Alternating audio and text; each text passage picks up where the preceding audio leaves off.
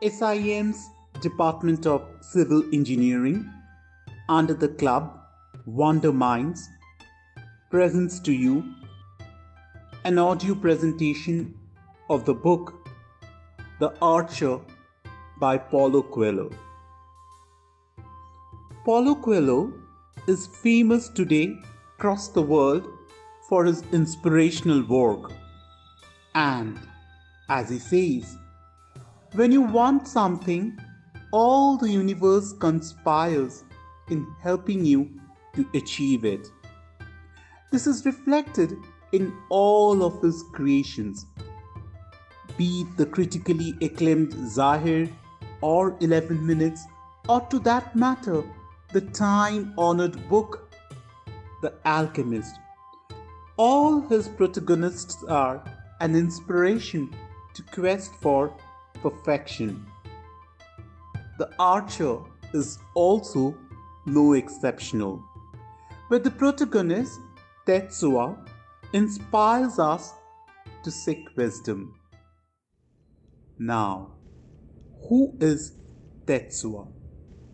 A man once famous for his prodigious gift with a bow and arrow. But Tetsuya, in the beginning of the story, is a former archer known to the public, as he has retired from public life. The story starts when a boy who comes searching for Tetsuya, and the boy can be anyone among us. Maybe that's why the boy doesn't have any name. The boy can be connected with us, we who are in the quest for wisdom.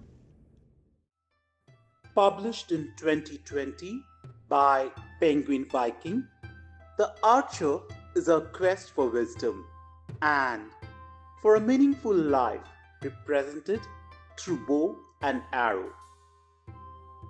In this audio presentation, we will be hearing the voices of Rohan Gupta from Department of Mechanical Engineering.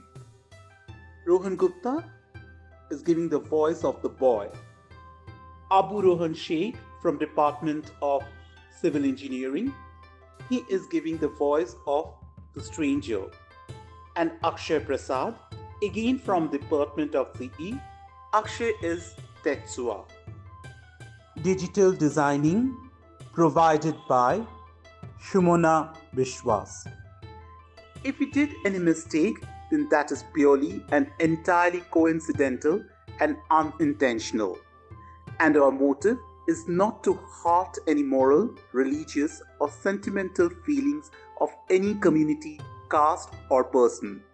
This audio representation of the famous book The Archer by Paulo Coelho is created for educational purpose only, and it has no commercial intention behind it.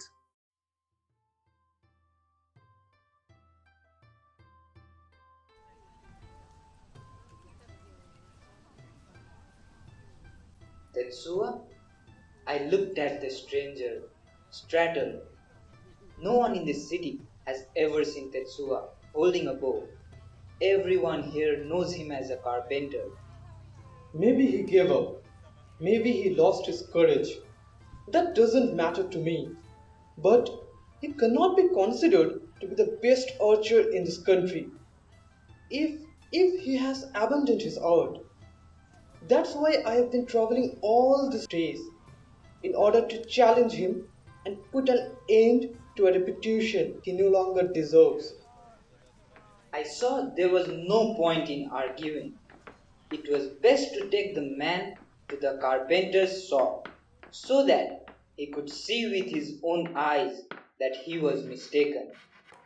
Tetsuya was in the workshop at the back of his house. He turned to see who had come in, but his smile froze when his eyes fell on the long bag that the stranger was carrying. It's exactly what you think it is. I did not come here to humiliate or to provoke the man who has become a legend. I would simply like to prove that after all my years of practice, I have managed to reach perfection. Tetsuya made as if to resume his work. He was just putting the legs on a table. A man who served as an example for a whole generation cannot just disappear as you did. I followed your teachings. I tried to respect the way of the bow, and I deserve to have you watch me shoot. If you do this, I will go away and I will never tell anyone where to find the greatest of all masters. The stranger drew from his bag a long bow made from burnished bamboo, with the grip slightly below center. He bowed to Tetsuya, went out in the garden and bowed again towards a particular place. Then he took out an arrow fletched with the eagle feather, stood with his legs firmly planted on the ground so as to have a solid base for shooting, and with one hand brought the bow in front of his face, while with the other he positioned the arrow. I watched with a mixture of glee and amazement. Tetsuya had now stopped working and was observing the stranger with some curiosity. With the arrow fixed to the bowstring, the stranger raised the bow so that it was level with the middle of his chest. He lifted it above his head, and he slowly lowered his hand again, began to draw the string back.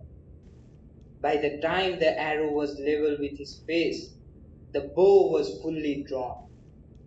For a moment that seemed to last an eternity, archer and bow remained utterly still.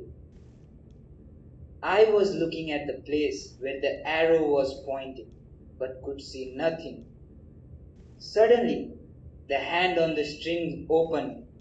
The hand was pushed backward. The bow in the other hand described a graceful arc, and the arrow disappeared from view only to reappear in the distance. Go and fetch it. I returned with the arrow. It had pierced a cherry, which I found on the ground 40 meters away. Tetsuya bowed to the archer, went to a corner of his workshop, and picked up what looked like a slender piece of wood, delicately curved, wrapped in a long strip of leather. He slowly unwound the leather and revealed a bow similar to the stranger's, except that it appeared to have seen far more use. I have no arrows, so I'll need to use one of yours. I'll do as you ask, but you will have to keep the promise you made, never to reveal the name of village where I live. If anyone asks you about me, say that you went to the ends of the earth trying to find me, and eventually learned that I had been bitten by a snake and had died 2 days later. The stranger nodded and offered him one of his arrows, resting one end of the long bamboo bow against the wall and pressing down hard. Tetsuya strung the bow. Then, without a word, he set off towards the mountain.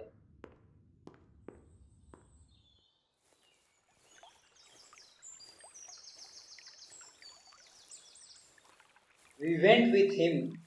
We walked for an hour until we reached a large crevice between two rocks, through which flowed a rushing river, which could be crossed only by means of a fraying rope bridge almost on the point of collapse. Quite calmly, Tetsuya walked to the middle of the bridge, which swayed ominously. He bowed to something on the other side, loaded the bow just as the stranger had done, lifted it up, brought it back level with his chest, and fired. I and the stranger saw that a rib pitch, about 20 meters away, had been pierced by the arrow. You pierced a cherry, I pierced a peach. The cherry is smaller. You hit your target from a distance of 40 meters.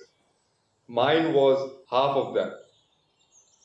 You should therefore be able to repeat what I have just done. Stand there in the middle of the bridge and do as I did.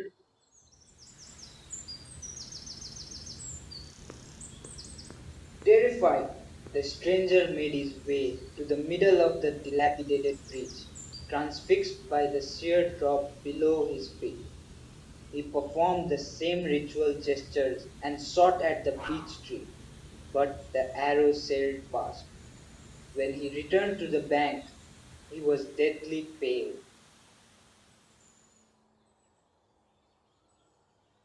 You have skill, dignity, and posture. You have a good grasp of technique and you have mastered the bow. But you have not mastered your mind. You know how to shoot when all the circumstances are favorable. But if you are on a dangerous ground, you cannot hit the target. The archer cannot always choose the battlefield. So start your training again and be prepared for unfavorable situations. Continue in the way of the bow, for it is a whole life's journey. But remember that a good, accurate shot is very different from one made with peace in your soul. The stranger made another deep bow, replaced his bow and his arrow in the long bag he carried over his shoulder, and left. On the way back, I was exultant. You showed him, Tetsuya. You really are the best. We should never judge people without first learning to hear and to respect them. The stranger was a good man. He did not humiliate me or try to prove he was better than I am, even though he may have given that impression. He wanted to show off his art and to have it recognized, even though it may have appeared that he was challenging me. Besides having to confront unexpected trials in part of the way of the bow, and that was precisely what the stranger allowed me to do today. He said that you are the best, and I didn't even know you were a master archer. So why do you work as a carpenter? Because the way of the bow serves for everything, and my dream was to work with wood.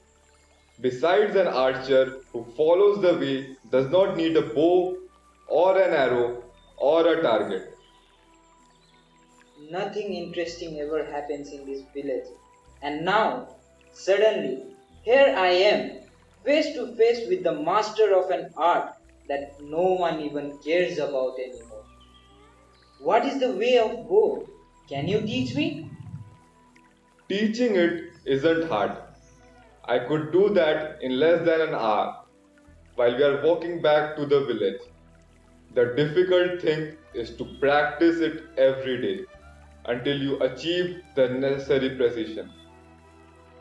My eyes seemed to be begging him to say yes. Tetsuya walked in silence for nearly 15 minutes, and when he spoke again, his voice sounded younger. Today I am contented. I did honor to the man who many years ago saved my life. And because of that, I will teach you all the necessary rules. But I can do no more than that. If you understand what I tell you, you can use those teachings as you wish. Now, a few minutes ago, you called me a master. What is a master? I would say that he is not someone who teaches something, but someone who inspires the student to do his best to discover a knowledge he already has in his soul.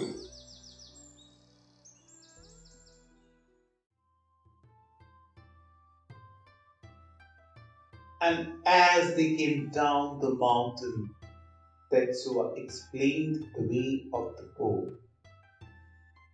The later part of the book conveys Tetsuya's lessons of life, of course, framed from a bow and an arrow. To begin with, Alice.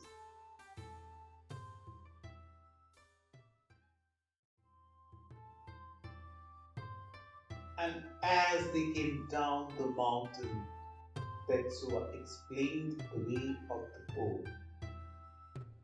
The later part of the book conveys Tetsuya's lessons of life, of course, framed from a bow and an arrow. To begin with, Alice.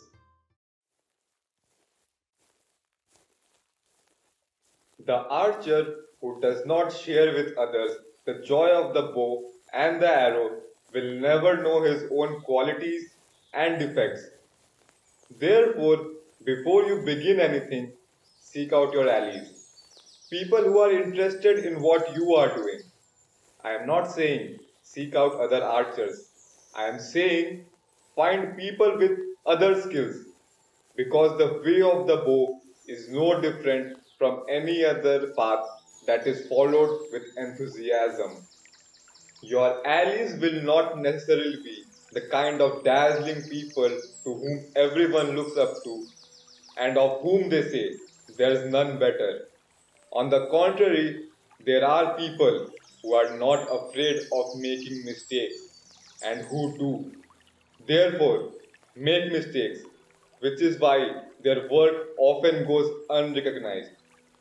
Yet, they are just the kind of people who transform the world and after many mistakes manage to do something that can make a real difference in their community.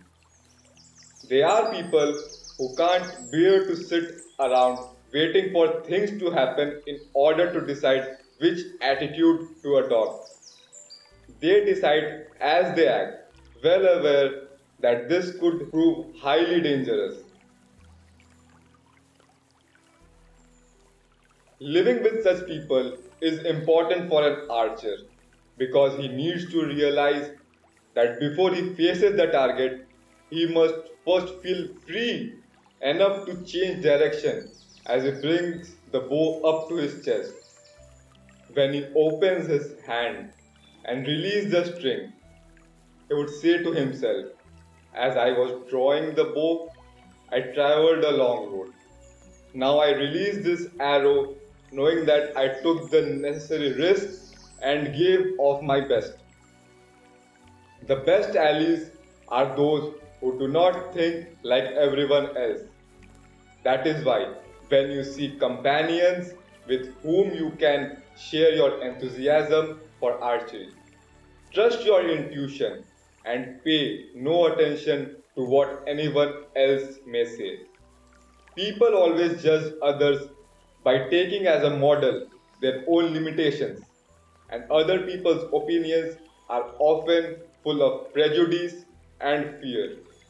Join with all those who experiment, take risks, fall, get hurt, and then take more risks. Stay away from those who affirm truths, who criticize those who do not think like them. People who have never once taken a step unless they were sure they would be respected for doing so, and who would prefer certainty to doubt. Join with those who are open and not afraid to be vulnerable. They understand that people can improve only once they start looking at what their fellows are doing, not in order to judge them, but to admire them for their dedication and courage. You might think that archery would be of no interest to, say, a baker or a farmer, but I can assure you that they will introduce whatever they see into what they do.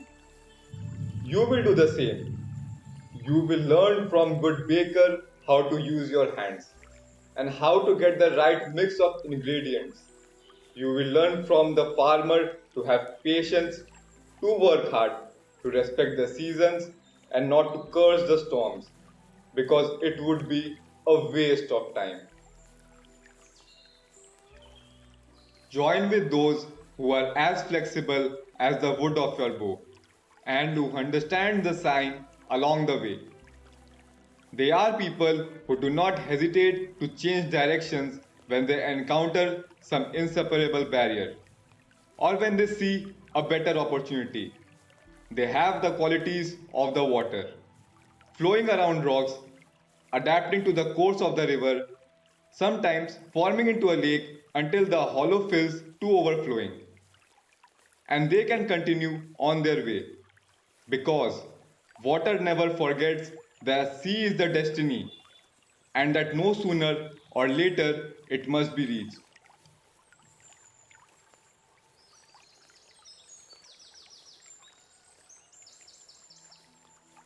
Join with those who have never said, right, that's it, I am going no further.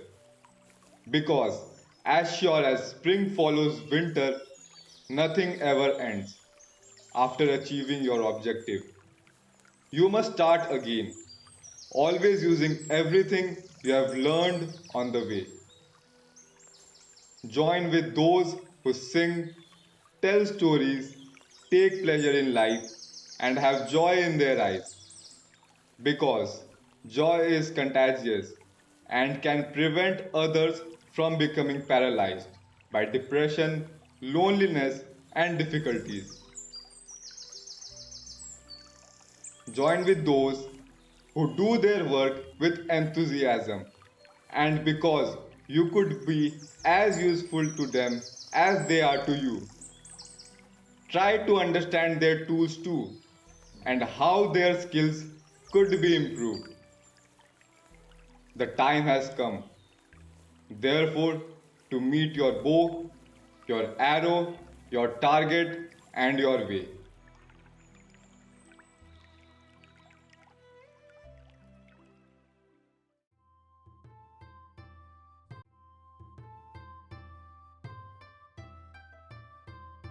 And now, the bow. The bow is life, the source of all energy. The arrow will leave one day. The target is a long way off.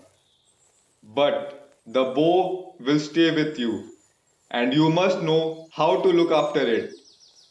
It requires period of inaction. A bow that is always armed and braced loses its strength. Therefore, allow it to rest, to recover its firmness. Then, when you draw the bowstring, the bow will be content with all its strength intact.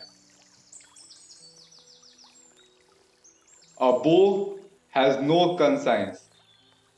It is the prolongation of the hand and the desire of the archer. It can serve to kill or to meditate. Therefore, always be clear about your intention. A bow is flexible, but it has its limits. Stretching it beyond its capacity will break it or exhaust the hand holding it. Therefore, try to be in harmony with your instrument and never ask more than it can give. A bow is at rest or under tension in the hand of the archer, but the hand is merely the place where all the muscles of the body, all the intentions of the archer, and all the effort of shooting are concentrated. Therefore, in order to maintain elegance of posture while keeping the bow drawn, make sure that every part does only what is necessary and do not dissipate your energies. That way, you will be able to shoot many arrows without tiring. In order to understand your bow, it must become part of your arm and an extension of your thoughts.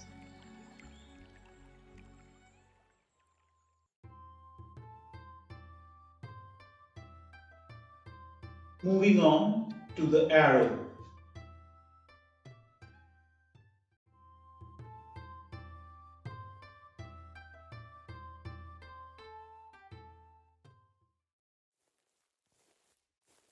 The arrow is the intention. It is what unites the strength of the bow with the center of the target. The intention must be crystal clear, straight, and balanced. Once the arrow has gone, it will not come back. So, it is better to interrupt a shot because the movements that led up to it were not sufficiently precise and correct than to act carelessly simply because the bow was fully drawn and the target was waiting. But never hold back from firing the arrow if all that paralyzes you in fear of making a mistake. If you have made the right movements, open your hand and release the string. Even if the arrow fails to hit the target, you will learn how to improve your aim next time. If you never take a risk, you will never know what changes you need to make. Each arrow leaves a memory in your heart, and it is the sum of those memories that will make you shoot better and better.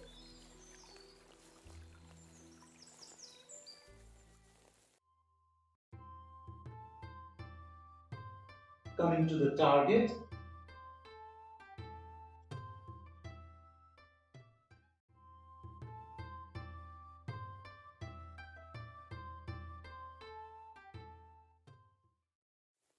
The target is the objective to be reached. It was chosen by the archer and thought it is a long way off. We cannot blame it when we fail to hit it. In this lies the beauty of the way of the book. You can never excuse yourself by saying that your opponent was stronger than you. You were the one who chose the target and you are responsible for it. The target can be larger, smaller, to the right or the left, but you always have to stand before it, respect it, and bring it closer mentally. Only when it is at the very end of your arrow should you release the bowstring. If you view the target as the enemy, you might well hit the target, but you will not improve anything inside yourself. You will go through life trying only to place an arrow in the center of a piece of paper or wood, which is absolutely pointless. And when you are with other people, you will spend your time complaining that you never do anything interesting. That is why you must choose your target. Do your best to hit it and always regard it with respect and dignity. You need to know what it means and how much effort, training, and intuitions were required on your part.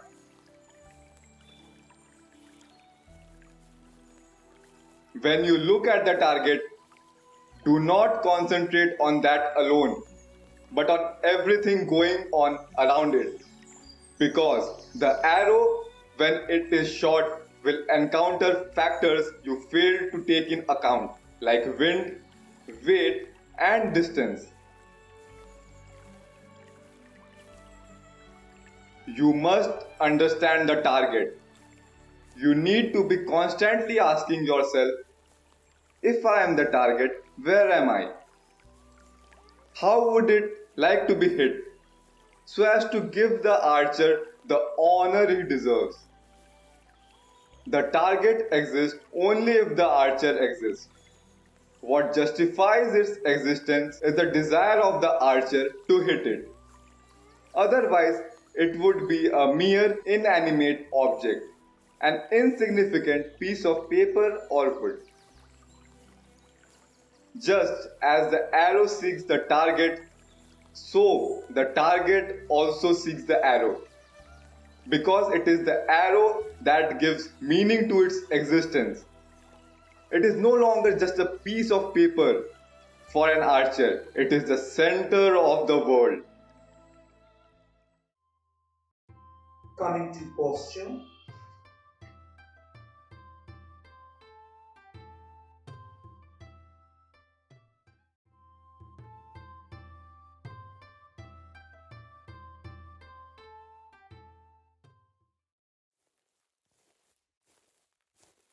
Once you have understood the bow, the arrow, and the target, you must have the serenity and elegance necessary to learn how to shoot. Serenity comes from the heart. Although the heart is often tormented by thoughts of insecurity, it knows that through correct posture it will be able to do its best. Elegance is not something superficial, but the way in which a man can do honor to his life and his work. If you occasionally find the posture uncomfortable, do not think of it as false or artificial. It is real because it is difficult. It allows the target to feel honored by the dignity of the archer. Elegance is not the most comfortable of posture, but it is the best posture if the shot is to be perfect. Elegance is achieved when everything superfluous has been discarded, and the archer discovers simplicity and concentration. The simpler and more sober the posture, the more beautiful. The snow is lovely because it has only one color. The sea is lovely because it appears to be a completely flat surface. But both sea and snow are deep and know their own qualities. Now, how to hold the arrow?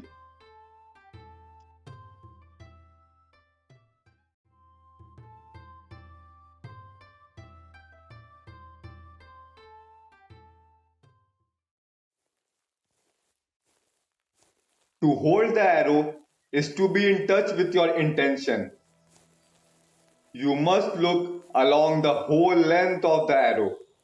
Check that the feathers guiding its flight are well placed and make sure that the point is sharp. Ensure that it is straight and that it has not been bent or damaged by a previous shot.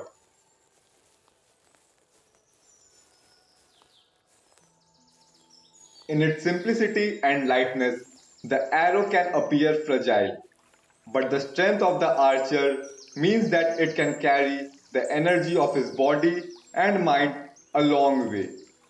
Legend has it that a single arrow once sank a ship because the man who shot it knew where the wood was weakest and so made a hole that allowed the water to seep silently into the hold, thus putting an end to the threat of those would-be invaders of his village. The arrow is the intention that leaves the archer's hand and sets off towards the target. That is, it is free in its flight and will follow the path chosen for it when it was released. It will be affected by the wind and by gravity, but that is part of its trajectory. A leaf does not cease to be a leaf merely because a storm tore it from the tree. A man's intention should be perfect, straight, sharp, firm, precise. No one can stop it as it crosses the space separating it from its destiny.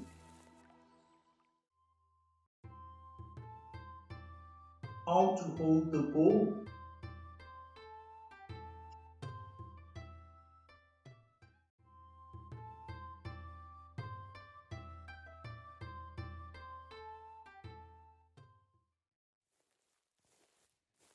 Keep calm and breathe deeply. Every movement will be noticed by your allies who will help you if necessary. But do not forget that your opponent is watching you too, and he knows the difference between a steady hand and an unsteady one. Therefore, if you are tense, breathe deeply, because that will help you to concentrate at every stage. At the moment when you take up your bow and place it elegantly in front of your body, try to go over in your mind every stage that led up to the preparation of that shot. But do this without tension, because it is impossible to hold all the rules in your head, and with a tranquil mind as you review each stage, you will see again all the most difficult moments and how you overcame them. This will give you confidence and your hand will stop shaking.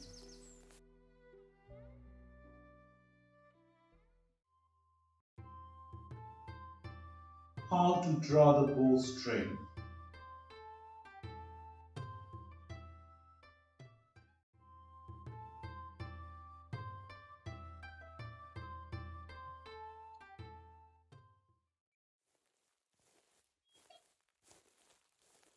The bow is a musical instrument and its sound is made manifest in the string.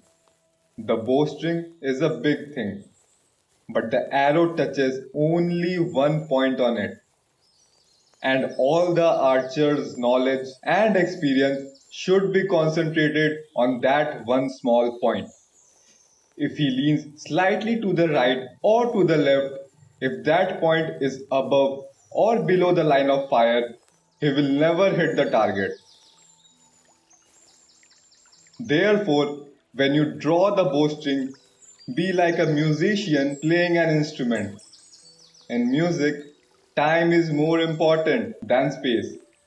A group of notes on a line means nothing, but the person who can read what is written there can transform that line into sounds and rhythms.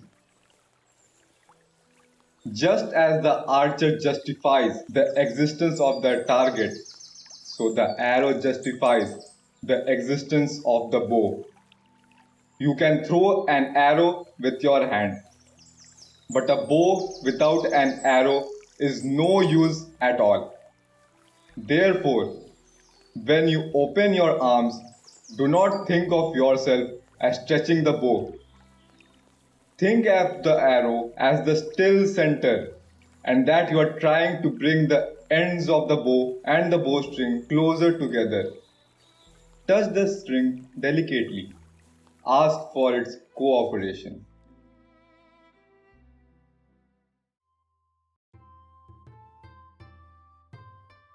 How to look at the target.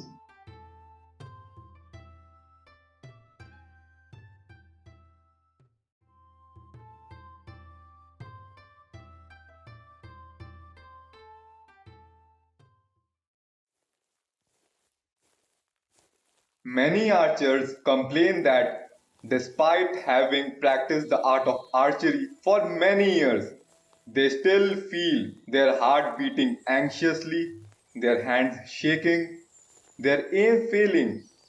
They need to understand that a bow or an arrow can change nothing, but the art of archery makes our mistake more obvious. On a day when you're out of love with life, your aim will be confused, difficult. You will find that you lack the strength to draw the string back fully, that you cannot get the bow to the bend as it should. And when you see that your aim is poor that morning, you will try to find out what could have caused such imprecision.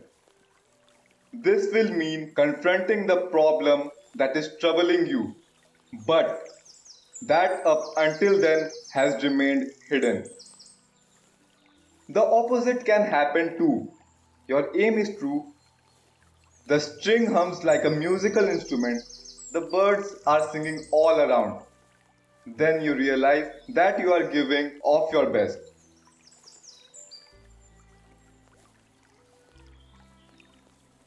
Nevertheless, do not allow yourself to be carried away by how you shoot in the morning, whether well or badly.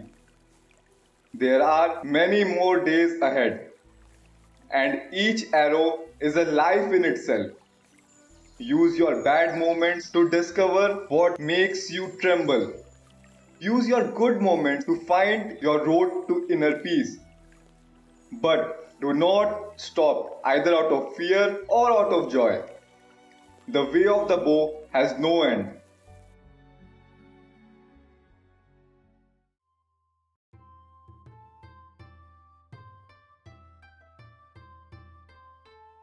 And now, the moment of release.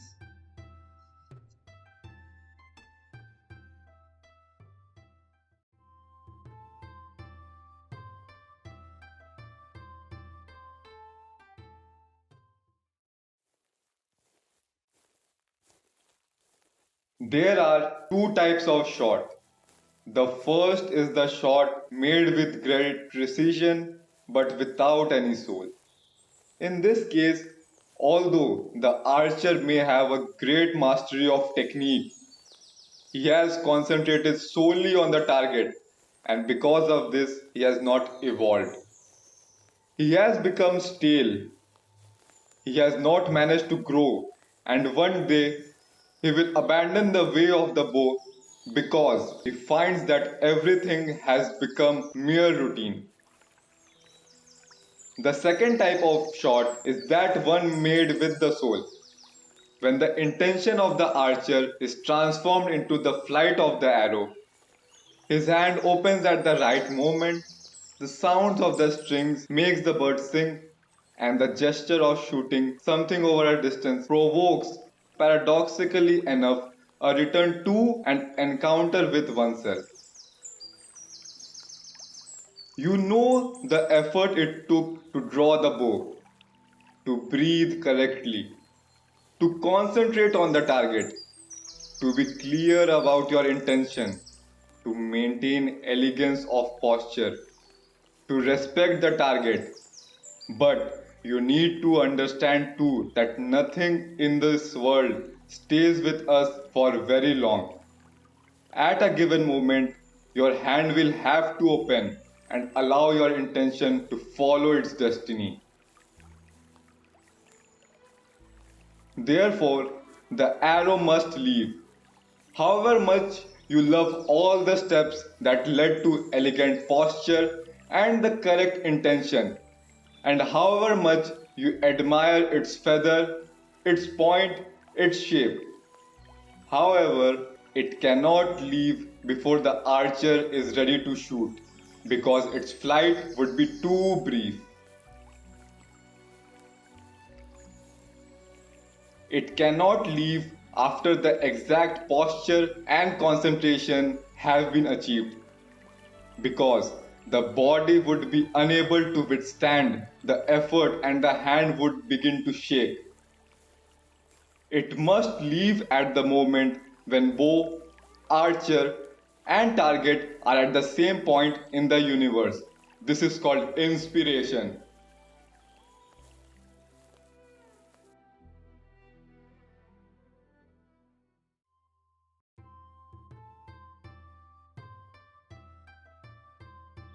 Repetition.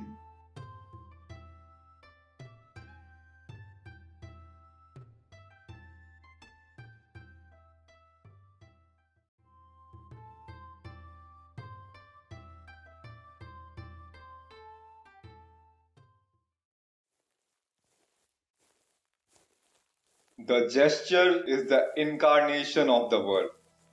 That is, an action is a thought made manifest.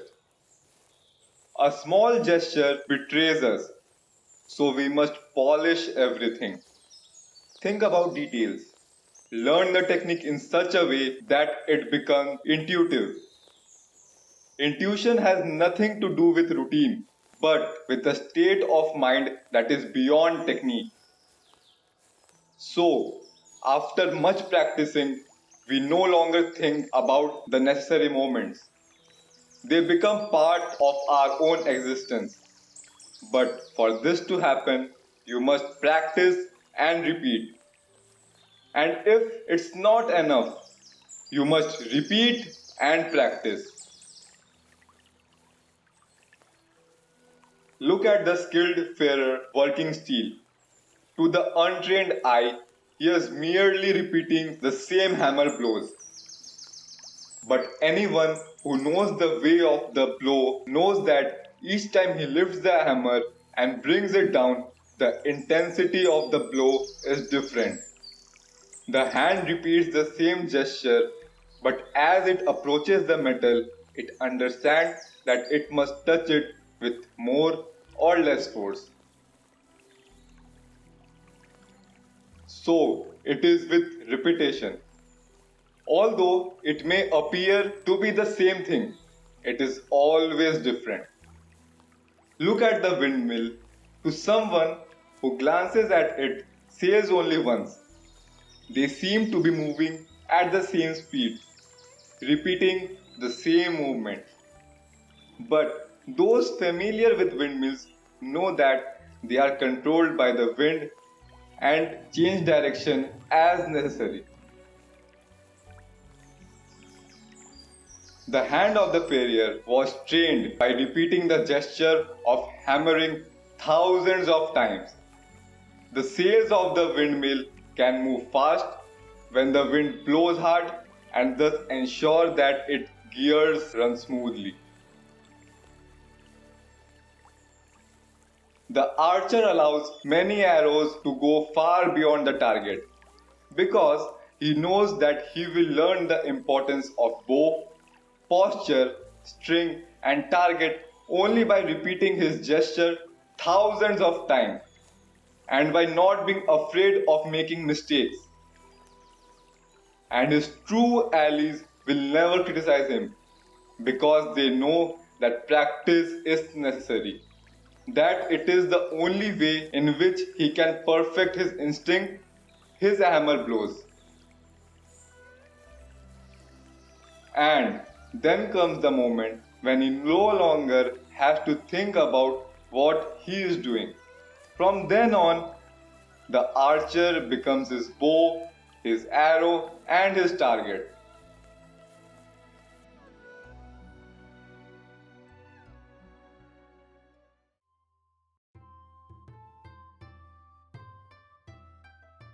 How to observe the flight of the arrow.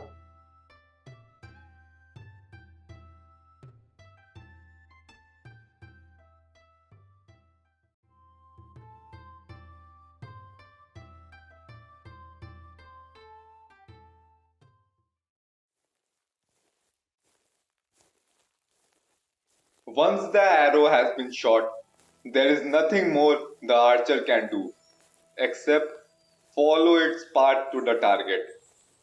From that moment on, the tension required to shoot the arrow has no further reason to exist. Therefore, the archer keeps his eyes fixed on the flight of the arrow, but his heart rests and he smiles. The hand that released the bowstring is thrust back. The hand holding the bow moves forward. The archer is forced to open wide his arms and confront. Chest exposed and with a sincere heart, the gaze of both allies and opponents. If he has practiced enough, if he has managed to develop his instinct, if he has maintained elegance and concentration throughout the whole process of shooting the arrow, he will at the moment feel the presence of the universe and will see that his action was just and deserved. Technique allows both hands to be ready, breathing to be precise, the eyes to be trained on the target. Instinct allows the movement of release to be perfect. Anyone passing nearby and seeing the archer with his arms open, his eyes following the arrow, will think that nothing is happening. But his allies know that the mind of the person who made the shot has changed dimensions. It is now in touch with the whole universe. The mind continues to work, learning all the positive things about that shot, correcting possible errors, accepting its good qualities, and waiting to see how the target reacts when it is hit. When the archer draws the bowstring, he can see the whole world in his bow. When he follows the flight of the arrow, the world grows closer to him, curses him, and gives him a perfect sense of duty fulfilled. Each arrow flies differently. You can shoot 1,000 arrows and each one will follow a different trajectory. That is the way of the bow.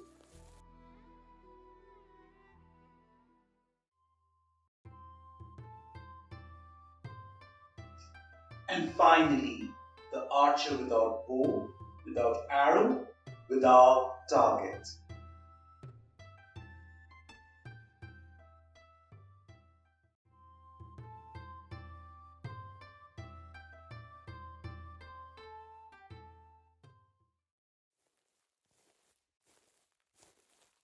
The archer learns when he forgets all about the rules of the way of the bow and goes on to act entirely on instinct. In order, though, to be able to forget the rules, it is necessary to respect them and to know them. When he reaches this state, he no longer needs the instrument that helped him to learn. He no longer needs the bow or the arrows or the target, because the path is more important than the thing that first set him on that path. In the same way, the student learning to read reaches a point when he frees himself from the individual letters and begins to make words out of them. However, if the words were all run together, they would make no sense at all, or would make understanding extremely hard. There have to be spaces between the words. Between one action and the next, the archer remembers everything he has done. He talks with his allies, his rest, and is content with the fact of being alive. The way of the bow is the way of joy and enthusiasm, of perfection and error, of technique and instinct. But you will only learn this if you keep shooting your arrows.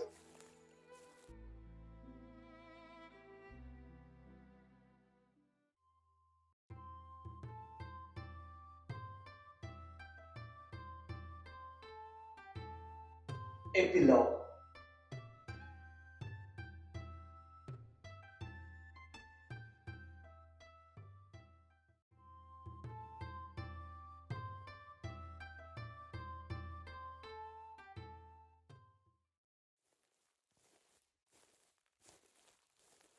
By the time Tetsuya stopped talking, they had reached the carpentry workshop. Thank you for your company. But I did not leave. I said, how can I know if I am doing the right thing? How can I be sure that my eyes are concentrating, that my posture is elegant, that I am holding the bow correctly? Visualize the perfect master always by your side and do everything to revere him and to honor his teachings. This master, whom many people call God, although some call him the thing and others talent, is always watching us. He deserves the best. Remember your allies too. You must support them because they will help you at those moments when you need help. Try to develop the gift of kindness. This gift will allow you to be always at peace with your heart. But above all, never forget that I have told you might perhaps be word of inspiration, but they will make sense only if you experience them yourself. Tetsuya held out his hand to say goodbye, but I said, "One other thing, how did you learn to shoot a bow?" Was it worth telling the story? I am going to make some tea, and I am going to tell you the story, but you have to promise me the same thing I made the stranger promise. Never tell anyone about my skill as an archer. He went in, put on the light, wrapped his bow up again in the long strip of leather, and placed it out of sight. If anyone stumbled upon it, they would think it was just a piece of wrapped bamboo. He went into the kitchen, made the tea, sat down with me, and began his story. I was working for a great nobleman who lived in the region. I was in charge of looking after his stables. But since my master was always traveling, I had a great deal of free time, and so I decided to devote myself to what I considered to be the real reason for living: drink and women. One day, after several nights without sleep, I felt dizzy and collapsed in the middle of the countryside, far from anywhere. I thought I was going to die and gave up all hope. However, a man I had never seen before happened to pass along that road. He helped me and took me to his house, a place far from here, and nursed me back to health during the months that followed. While I was recovering, I used to see him set out every morning with his bow and arrows. When I felt better, I asked him to teach me the art of the bow. It was far more interesting than looking after horses. He told me that my death had come a great deal closer, and that now I could not drive it away. It was just 2 paces away from me, for I had done great physical harm to my body. If I wanted to learn, it would only be in order to keep death from touching me. A man in a far off land, on the other side of the ocean, had taught him that it was possible to avoid for some time the road that led to precipice of death.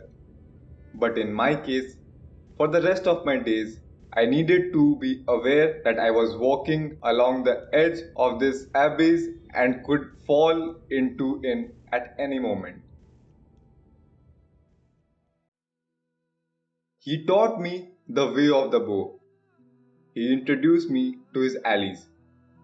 He made me take part in competitions, and soon my fame spread throughout the land.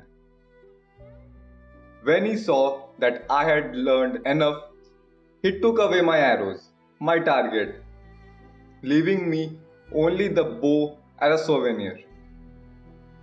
He told me to use his teachings to do something that filled me with real enthusiasm. I said that the thing I liked most was carpentry. He blessed me and asked me to leave and to devote myself to what I enjoyed doing most before my fame as an archer ended up destroying me, or led me back to my former life. Every second since then has been a struggle against my vices and against self-pity. I need to remain focused and calm to do the work I chose to do with love, and never to cling to the present moment, because death is still very close. The abyss is there beside me and I am walking along the edge.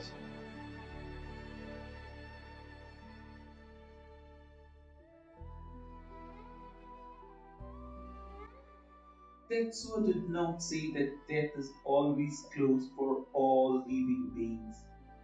The boy was still very young, and there was no need for him to think about such things.